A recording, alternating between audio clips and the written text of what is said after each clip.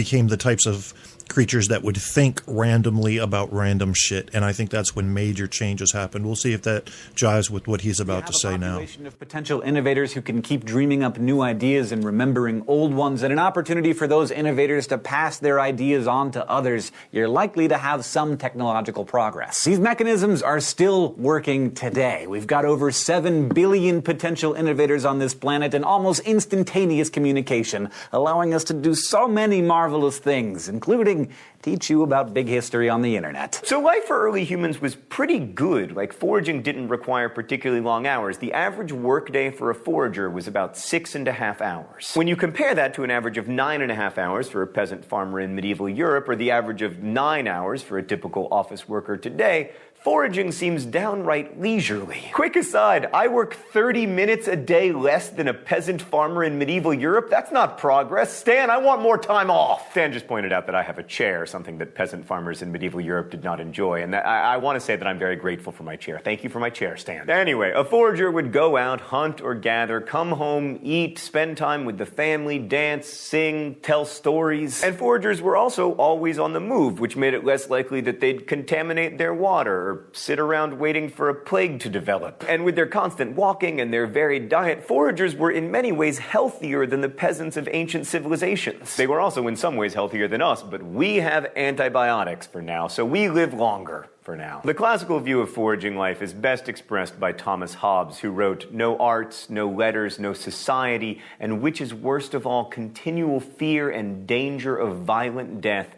and the life of man solitary, poor, nasty, brutish, and short." Except not really. I mean, life for the average person in 12th century France was also a smidge nasty, brutish, and short. And the lack of wealth disparity in foraging cultures may imply greater equality between social rankings and even between the genders, since female gatherers appear to be responsible for the majority of food collected rather than the hunting males. And from that perspective, life was kind of ruined by the advent of agriculture and then later with states. As Jean-Jacques Rousseau said, the first person who, having enclosed a plot of land, took it into his head to say, "This is mine," and found people simple enough to believe him, was the true founder of civil society. What crimes, wars, murders, what miseries and horrors would the human race have been spared had someone pulled up the stakes or filled in the ditch and cried out to his fellow man, "Do not listen to this impostor. You are lost if you forget that the fruits of the earth belong to all and the earth to no one." And thus summarizes one of the great debates in the world of political science. Man, big history discusses everything. Now, it's possible that neither Rousseau nor Hobbes was completely correct, and that, like, private property and agriculture didn't create the glory days or end them. Like, as previously mentioned, all primates have a dominance hierarchy of some kind. Also, you don't need a wealth disparity to drive human beings to hurt each other. Like, surveys of excavated remains from the Paleolithic indicate a murder rate that was possibly as high as 10%. Now, those statistics are still disputed, but despite the relatively short workday, life in the Paleolithic sounds a lot less appealing when you consider the high murder rate and also the occasional infanticide. That's not even to mention the old or disabled people who, when they couldn't keep up anymore, were abandoned to die in the wild. I can't help but feel that I might not have thrived in the Paleolithic, what with my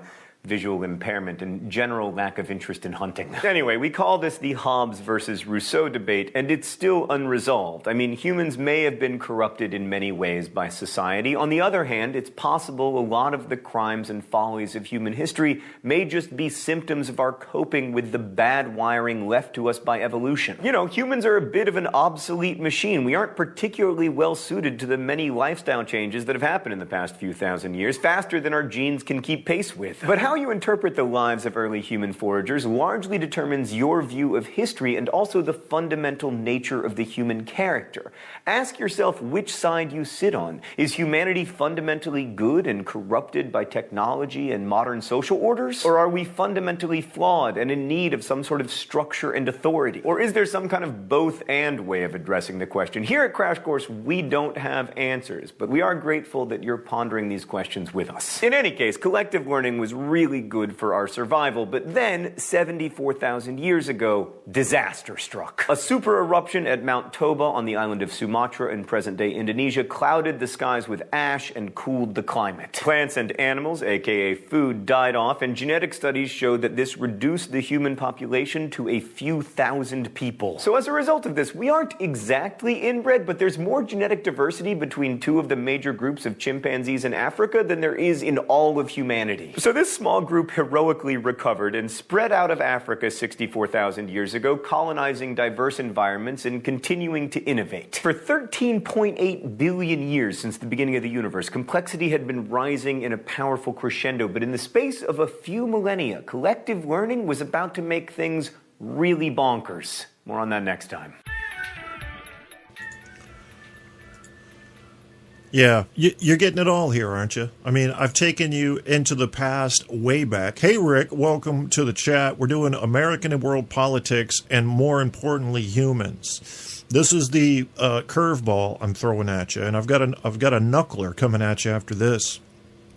Because when you take a look at American politics today and geopolitics, and you look at situations that are as fragile as the Middle East peace process, you can begin to step back and zoom out and look at the big picture and see how this got to where it is. It also allows you to approximate how long it's going to take for us to get past something like this if we can. You know, the guy in the video that we just played basically didn't put a substitute in for the term bad wiring. I don't like that term because I don't think anything that ties us to our nature is bad inherently. It developed over millennia, and it was there for a reason. Just because it's not useful anymore doesn't make it bad wiring, because at any time, you might have the next one go off, the next volcano, and only a few thousand humans live. Which few thousand do you suppose lived?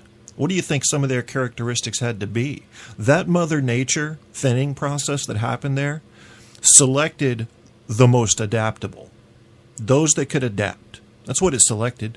And that had to come from intelligence. And that's really what led to what we have today. Had we not had that event, we might have been filled with a world that is just teeming with dumbasses today.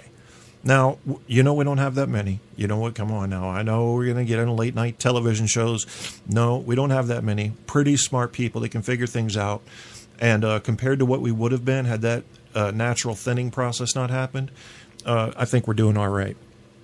The question is now, have we become too intelligent for our own good? Because it seems to me like the arms race and ways to defend, and now, lately, ways to offend and preemptive strikes, which is one of the most dangerous words you'll ever hear in the military.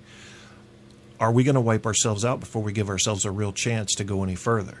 Because that need to defend, and in the case of defense to offend, I think we stand to cause some real issues. And just like the gentleman said that, you know, I couldn't tell you who I agree with in the debate. I think that I'm definitely a both guy. I think that we needed rule and law and structure, but it was when the farming began that somebody finally said, this is mine. This is mine. This is my little area. I'm growing plants here. And a lot of people don't realize that it was the men were still the hunter-gatherers, or they were the hunters. The women were the gatherers, and they're the ones that invented farming. I mean, they were the ones that, you know, made it happen. So that was a huge change in Mesopotamia that led to what we have today. Had it not been for that, we would probably still be the hippies that he mentioned, the Bonobo fucking monkey chimpanzees. Hey, everybody come on in. We'll all just call it a day. Smoke some weed, fall down a well. Who cares, you know? Maybe it'll make the news. You know, I mean, he said it quite honestly. They're hippies. They're hippie monkeys. And there's nothing wrong with hippie monkeys. I don't think we should pick on them.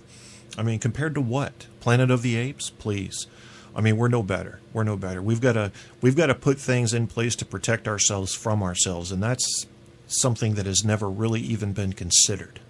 But it needs to happen. We've stumbled into an area that there's a cliff on one side that we may step off of. There's a fire on another side that we can't see, but if we step into it, we're going to kill ourselves. Behind us is a mob of angry people that don't agree with us. And in front of us, after we've spun around 3 times with a blindfold on, with our forehead pressed to a fucking baseball bat, is the right path. And we're going to make the right path? Well, I don't know. Speaking of making the right path, let's see what the future holds for you and me. So what have we learned so far from Crash Course Big History? Well, the universe is big. It's really big, and it started from nothing. And now a whole lot of nothing surrounds tiny pockets of something, and one day the entire universe will return to almost nothing. Our universe may be one of many, just a tiny hole in a block of Swiss cheese that forms a multiverse with many other holes entirely beyond our sight, with constants and dimensions and physical laws stretching away from the mental comprehension of humanity's most brilliant minds. But in our tiny cosmic bubble, forming as if by accident, the physical laws of the universe and the unequal distribution of energy arrange themselves in such a way that, in the cosmic blink of 13.8 billion years in a still fairly young cosmos, we have emerged. Us, with all of our fighting and reproduction and consumption, we have been cobbled together from the ashes of dead stars. We have been forged on Earth, despite the chaos of a molten planet bombarded from above by every rock in the nearby solar system. And we have survived and evolved by the slimmest of margins, our existence perpetually balanced on the edge of a knife. I mean, a couple times already we've almost gone extinct. Some of our obstacles have been physical and some have been of our own making, but from here, many transformations still await us. Now, I guess from our perspective, some of these transformations may be good, some of them will definitely be bad, like, ceasing to exist. But really, it all depends on your perspective. I mean, no outcome is absolutely good or bad in the eyes of the universe. The universe is blind. The universe doesn't see. It just is. Oh, I forgot the intro. Hi, I'm John Green. Welcome to Crash Course Big History. Today, we're talking about the deep future of life, the universe, and everything.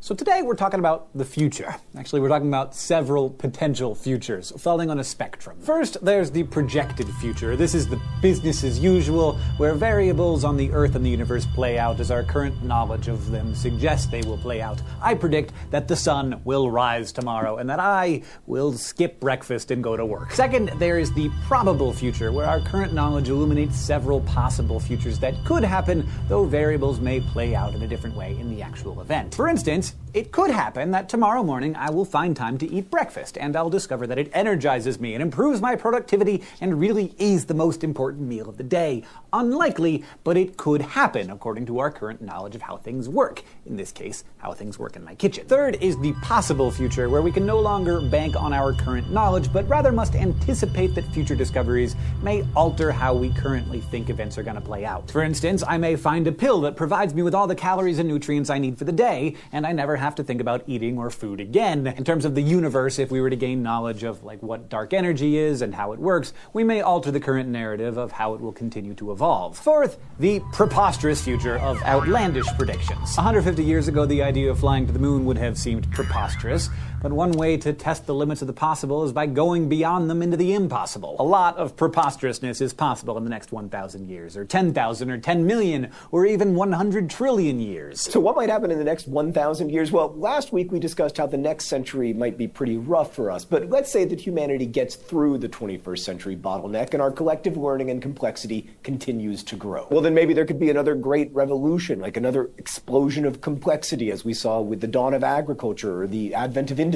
In the next 1,000 years, we could master hydrogen fusion, the same process that goes on in the sun, and that would provide us with a tremendous amount of energy. It would solve most of our energy problems. Another possible great revolution is known as transhumanism. Like, your brain is sort of a computer, so imagine if you could upload your consciousness to something plastic or metal, like an actual computer. The thing about human brains is that they kind of rot, so never mind living 70 or 80 years, try millions of years. Now, some say that both of these revolutions might be possible within our lifetimes, or at least within your lifetime, and they're actively being pursued by scientists, but we've been promised a lot of things about the future over the years. I still don't have a jetpack. I find that the Wi-Fi in airplanes is very slow, and I'm not by nature a complainer, but my amazing virtual reality headset makes me feel nauseated. But on the timescale of 1,000 years, those revolutions and many others that we haven't thought of are perfectly perfectly possible if human complexity continues to rise. Now that's a big if, but let's get into bigger ifs, like what about the next 250,000 years? Well, on that timescale, the possibility of like a supervolcano eruption like the one at Mount Toba that killed off almost all humans on Earth becomes pretty likely. Then when it comes to asteroids, so-called city killers hit on average every 100 years, although most just land in the ocean, and ones big enough to wipe out most species on Earth, like in the extinction of the dinosaurs, can potentially land every few 100 million years. Now, it's possible that by this point we could have colonized some of the moons and planets of the solar system. It's also possible